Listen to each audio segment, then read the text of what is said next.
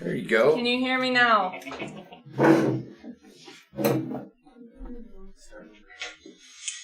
There you go. Can you hear me now?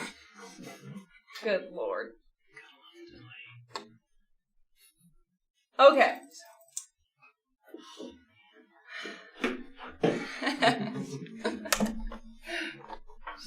So, for those of you online, we're doing driving safety and vehicle policy. Okay, everybody in here. You can't say you don't know the information now, right? Because we're going over it twice. Okay, DOT requirement 396.11 requires that we do pre and post trips and that they be documented every time you get in and out of a truck. Those need to cover service brakes, including your trailer brake connections, parking brakes, steering mechanisms, lighting devices and reflectors, tires, horns, windshield wipers, rear vision mirrors, coupling devices, wheels and rims, and emergency equipment. You need to identify vehicle deficiencies and put anything that's wrong with it in the DVIRs. Again, we're pretty familiar with this because you do these every single day. Anyone driving a company vehicle is going to give us a proof of licensing showing that you do have your license and you are able to drive the vehicles that you are driving. Those are going to be retained in your personnel files. Our corporate insurance covers anyone driving company vehicles. If you use your own personal vehicle for any business, for anything you do for Prairie, you need to have your own license or own insurance for that, and it's going to be the primary insurance used if a claim needs to be worked. If work is conducted on client-owned sites that require additional training, you need to complete that before being authorized to go complete that work on those sites. Okay, following lists basic and minimum guidelines that are going to be adhered by all Prairie employees while operating company vehicles. So you have to have that valid driver's license for the class of vehicle you are operating. Again, if it's a CDL, you're authorized to drive those CDLs. If you're driving just a pickup, you don't need that CDL license. Drivers are going to notify Prairie companies if your license is suspended or revoked. So if you have a suspended or revoked license, management needs to know about that, and obviously you're not allowed to drive company vehicles with a license revoked. You're going to comply with all state laws and federal regulations. You're prohibited from operating an affected vehicle while taking prescriptions or over-the-counter medications, which can impair your ability to operate that motor vehicle. Management needs to know if you are taking any of those. And again, we sign our fatigue awareness sheets every single year. So if you are tired or fatigued, you need to stop driving and get it taken care of, rest, sleep. Make sure you guys are fit for duty before you get in your vehicles. All right, we should be caught back up now, right? Okay, again, no smoking is allowed in Prairie vehicles, period. And everyone in here now knows, again, the minimum distance from a placarded vehicle that you can smoke. For those of you online, it is 25 feet. Passengers can only be transported in vehicles designed for their use, so no passengers in beds of trucks, no more passengers in seatbelts. They have to have the amount of passengers per the specs of the vehicle. Long-term personnel assigned long-term vehicles, say supervisors, you have those for a long-term. Need to make sure you are assuring that the vehicle operates properly. And you, as the driver of the vehicle, is going to ensure that you are wearing seatbelts, and anyone in the vehicle is also wearing seatbelts as well. So, driver responsibilities. It is your responsibility to do those pre- and post-trips, including those things we talked about in 396.11, and put them in your VIR if something is wrong. Gotta ensure each and every day that your headlights or running lights, brake lights, mirrors, reflective tape, and fire extinguisher are all clean and working properly. Your running lights or headlights need to be on during the daytime, except where it's prohibited by law, so always make sure that your lights are on. Need to make sure your brakes are clean, free of damage, oil, other contaminants, within legal limits. You need to use a spotter when backing up if they're available, and what else do we say about backing up? Get out and look, goal, and what else? Mark your spot. If you don't know, don't go. Shop is really good at this. What is the sound for moving forward? One honk. One honk. What is the sound for moving back? Two. Two honks.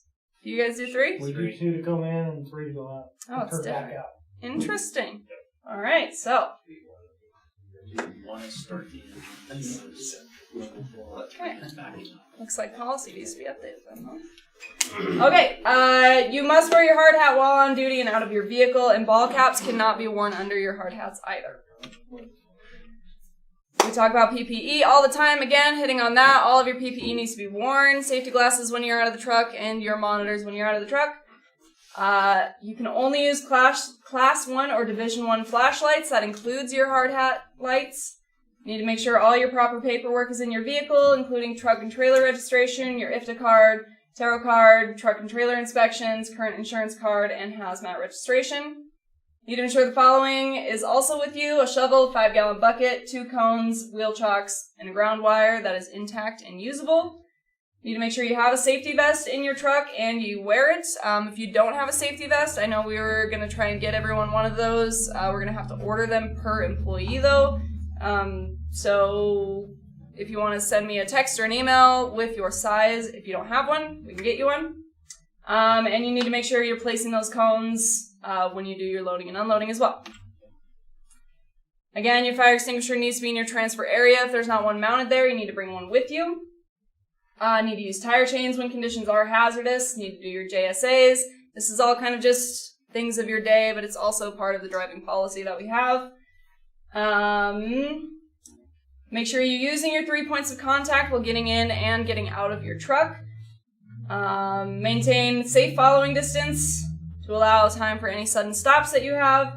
If there is a lockout tagout sign and the vehicle is not to be moved until the mechanic has signed off on the repairs, what is our process for that in the shop?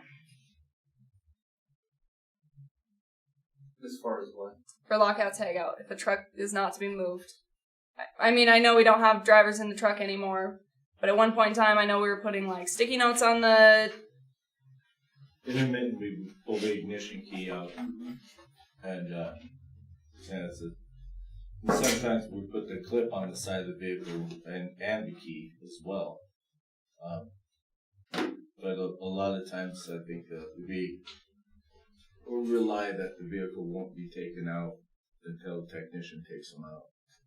But that has happened last week. It was taken out. We didn't know it.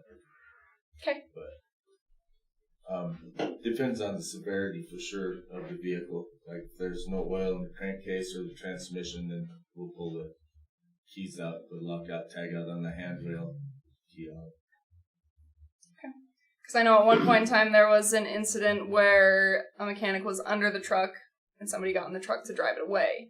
So that's one of those things where it's a checks and balances type of thing. So, you're not allowed to carry any unauthorized passengers in the vehicle. If you are taking someone on a ride along, they need to go through the proper processes for that, sign the waivers, get all the equipment that they need. And no wireless devices are to be used to compose, read, or send messages while in motion or in traffic, and you need to stop driving to make phone calls. If there is an incident with a vehicle, so another vehicle is involved in an incident, regardless of severity, the following procedure needs to be followed. If anyone is injured, now obviously 911 is going to be your first call there. Do not make any statement or comment indicating fault on any driver, so that means either you or saying the other person did it. So no comments on that period. Need to notify the police and report the incident. Complete the incident report form documenting date, time, place, any environmental conditions that were present, any people present, any witness names, their contact info, and then I don't know if you guys know all the things that you need to get from the other party involved. You need to make sure you have their vehicle's make, model, VIN, year, their insurance, and the ops manager needs to be notified immediately. Ops manager... Can I add something? Yep. If we have an incident out there, if possible, try to get pictures before you move the vehicle. If anybody's hurt, don't get no pictures of them, but try before you move the vehicle, try to get pictures. 9 times out of 10, truck driver's always going to be at fault, even though 80% of the time it's the other vehicle. So, go ahead. All right. So then the ops manager is going to notify HR. HR is going to notify any emergency contacts that you guys may need. I think Kim just sent out or is sending out all that stuff to make sure all of our emergency contacts and everything are updated. So make sure you guys get all that information to her as soon as you can. And are also going to fill out the first report of injury if needed. And then HR is going to help with the workers' comp claim if that's applicable. And then the incident's going to be reviewed, which will determine any probable cause and corrective actions that need to be taken. All right. That does it. Any questions, comments, concerns? I see there's a lot of communication online. What else? Golden? All right. So we have some recognitions here. Mary would like to recognize Dino and Tom James for going down to Orla, Texas and helping out the Texas branch down there. We have Chris Schultz, recognized by Derek Huckins. I have the letter here. This is for exemplary teamwork and attitude. Chris is an exemplary team player, proving that he's always willing to help a fellow driver without hesitation. Gary was in a rough spot, and by helping him make sure his lights worked, he returned home safe and remained DOT compliant. So thank you, Chris. We also have a recognition from Wold for the entire company. They just sent an email giving basically saying thank you for working really hard in June to move all the oil. It was super hard, but you guys, the hard work paid off. So we want to give a special thanks, number one, to dispatch for getting all those loads and getting them all sorted out, and to the drivers for pushing that oil. The field supervisors for doing all the burns out. Nice job, guys. Good job. All right. Sal, you're up.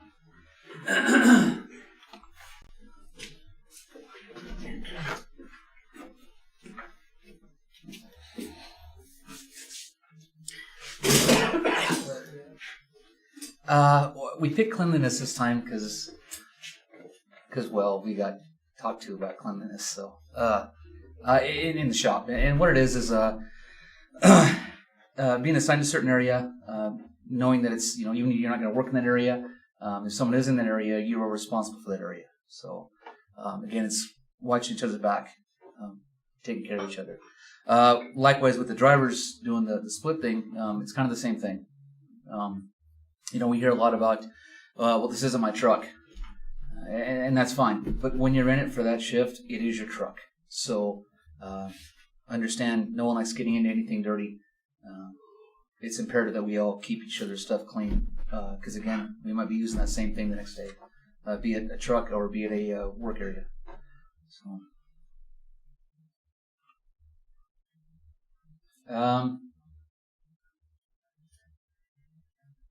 Again, looking at the trucks, this one was phenomenal. It's got the polish on it, came all good. This is great. It's possible for everybody. It's a matter of people doing it, though. Just saying. We have the acid washer. This is the acid wash. This is what happens when you do the acid wash, and it works well. And the bad thing is, for the drivers, is we saw you all use it before, so I know you can do it. So just saying, throwing it out there. Whose trailer is that? No, I don't. Actually, it's not a running trailer right now. It's one we have up to the side there. This one was not so great. Kind of pushed the limit there. DOT is more likely to pull over a dirty truck than a clean one. Again, just saying. The thing about this, and I got this through, I think it's called Clean Truck or something like that online. And I did this because the DOT thing, when it's coming up with this whole trucks being stocked, being looked at, the more attraction you bring to people, the more they're going to want to look for the right or wrong reason. Again, a dirty truck gives the perception that, one, you're not really caring about what you're doing, about the quality of what you have. Quality being the whole main focus for everything here. We get questioned a lot about why the trucks are down so long, why they're in there so long, because we're doing them the right way now. That being said, a lot of the trucks that have come in have been for minimal things, and that's kind of the goal. When we go over and we do the inspections, we do look for DOT stuff. We do look for things that are going to help keep the trucks on the road. We're going to try and do our part. The reason I brought this up is we want you guys to do your part as well, so that we have a team effort on this. That being said, if we can find a happy medium, I think we're going to have a pretty solid year. Things are looking good right now. The issues and events we've had have been pretty minimal between drivers and mechanics. It's been a lot of good communication, a lot of working together. So I'm loving it. But again, like I said, a dirty truck tracks, DOT. So How many sets of chains does that piece of equipment have? what's that? You said, look at all the chains hanging on that. Got them in the Some are front, spares and some are spares. on the ladder, on the other side. And then he's got some more spares on the other side. Well, and that's change to the truck next to him. and that's why I picked this truck. Now again, I went through the whole yard here, and my whole idea was to take a picture of a cab that's really clean and organized, and then a cab that's really trash. Now, kudos to the drivers because I looked at every single truck we had here for about an hour and a half, and I didn't find anything that looked worthy of taking a picture that was saying it was bad. So, thanks for that, guys. You ruined my slide thing, but other than that, no, you guys did a great job keeping everything clean. So, very good on that. The reason I picked this one again, the chains lamb was kind of what kind of keyed me into it. As far as dirty trucks, again, there's only so much you can do. I get that. Time is of the effort. This one right here has been down for about 3 hours. So, again, it's that effort being put in to do it. When everyone was down and didn't have time to do things, we watched you guys come in and do an amazing job. So, you kind of sold yourself out on that one. So I know you can do it. It's just a matter of you guys wanting to do it. Again, like I said, perception being reality. That's what they look for. So we'll do our part if you guys are doing yours. But that's all I got. I don't have any rhino stuff this time to make a picture, the cartoon thing. I don't have anything, so sorry about that. But that's what I got. So thanks. I'm up next. Oh, shit. Alright. Okay, we're going to go over Scott Field stuff because apparently some guys still haven't figured it out yet. So when you pull into the LAC, you can see that there's 3 lanes. I don't know if I can show it on there or not. This picture here, there's 3 lanes here. You pull in, you can use any one of those lanes. You guys pull up there. The very back side has 3-inch fittings in it. The very front of where your truck is has 4-inch fittings. So you can either use the 3-inch if you want or use the 4-inch, preferably 4-inch since most of our stuff is 4-inch. Nothing will activate until you guys hit the ground. It will give you this right here saying it's completely unavailable. So that is the reason why it says unavailable, is because your ground is not attached to your truck. It's a default in their system, and I like it because nothing will activate until that truck's grounded. So you'll see the green light here shows it's permissive. The red light right here, nothing is going to work. You can swipe your card all day, it's still going to say unavailable. So also when you activate the system, this unavailable will clear. And there's 3 units that you can see that the valves will open. This one is in a closed position right at the moment when I took the picture. But you guys, when you get done, don't take your ground off first. Make sure that you card out first, then remove your hose and your ground. Other than that, everything should be good. Hopefully we don't upset these guys anymore, because I've gotten quite a few phone calls because guys have not been carding out. That is the number one thing about there, because there's a 75-minute timer that has to time out if you guys don't card out. Whoever pulls in next, they can't use the LAC because your card is still active. So it's real simple. Card in, card out. Always make sure your ground is hooked up prior to doing anything at that location, because that system relies on that ground to be active. Other than that, any questions? Want to cover like when 2 people or 3 people offloading there at the same time? That's a good point.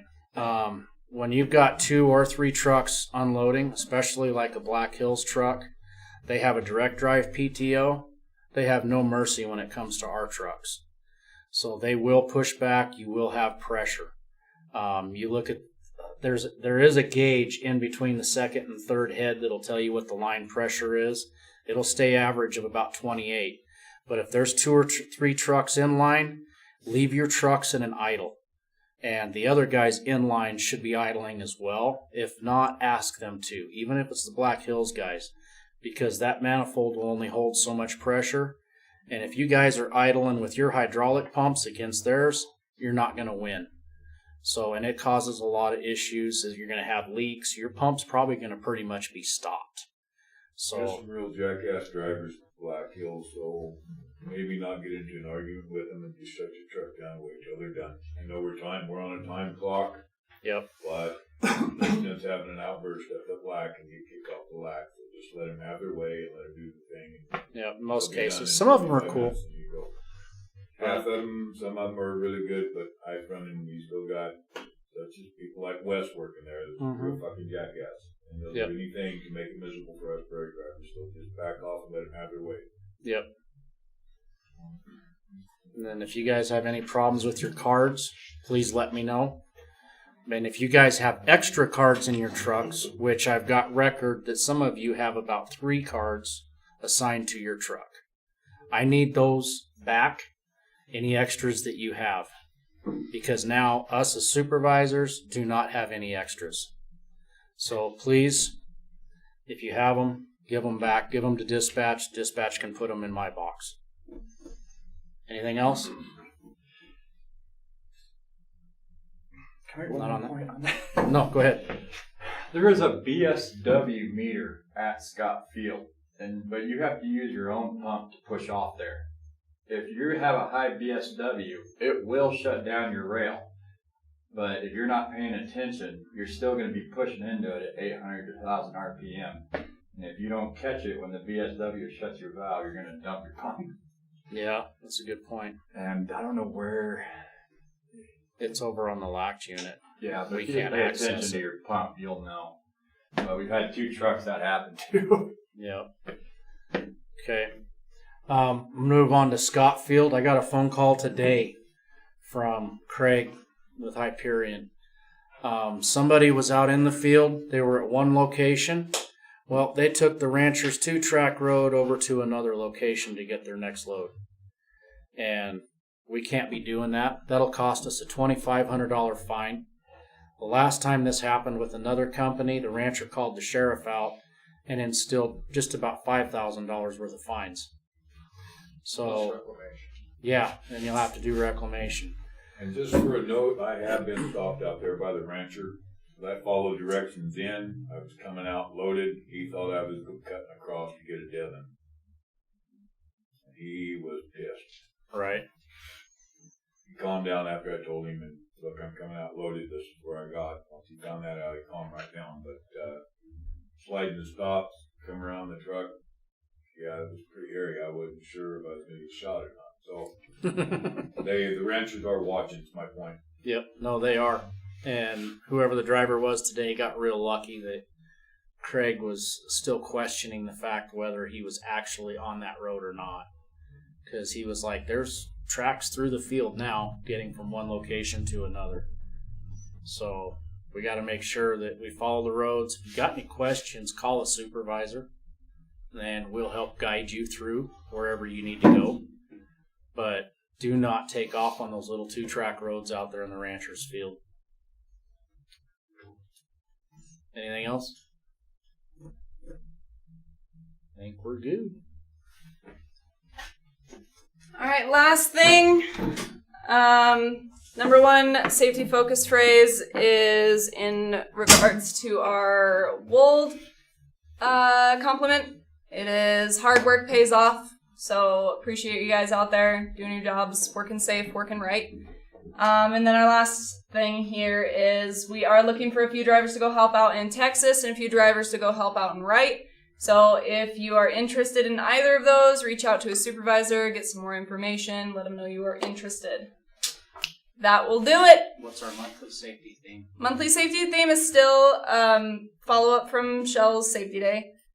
So you guys all should have gotten that email now asking for your feedback on those few questions. Please respond to them if you can. I've gotten a couple of responses that have been very helpful and very insightful.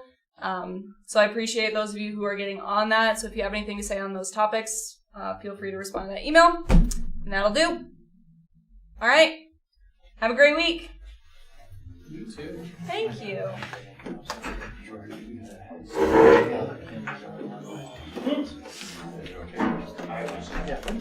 Sign the sheet before